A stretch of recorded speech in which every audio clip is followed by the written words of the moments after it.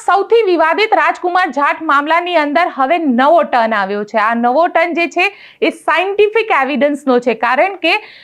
જે એસઆઈટીની ટીમ બનાવવામાં આવી છે, જેની અંદર પ્રેમસુખ ડેલુ જે એસપી સુરેન્દ્રનગર છે તેમના દ્વારા રાજકોટ કોર્ટમાં એક એપ્લિકેશન આપવામાં આવી હતી, કારણ કે આ આખા ઘટનાક્રમને 6 મહિનાનો સમય વીતી ચૂક્યો છે અને 6 મહિનાના સમયના કારણે ઘણા બધા એવા એવિડન્સ છે જે કદાચ નષ્ટ થઈ ગયા હોય તો નાર્કો ટેસ્ટ કરાવવાની માંગ કરવામાં આવી હતી, કારણ કે રાજકુમાર જાટના જે પિતા છે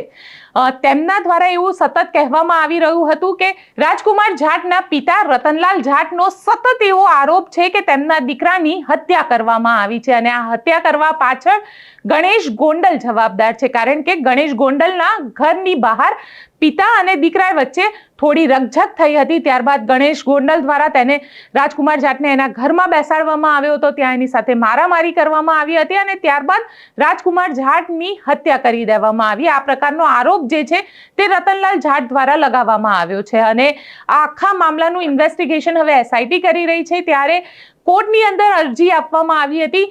ગણેશ ગોંડલના નાર્કો ટેસ્ટ કરાવવાની, કારણ કે જો એવિડન્સ અને પરફેક્ટ એવિડન્સ જોઈતા હોય તો ગણેશ ગોંડલનો નાર્કો ટેસ્ટ કરાવવો પડશે અને તેના માટેની જે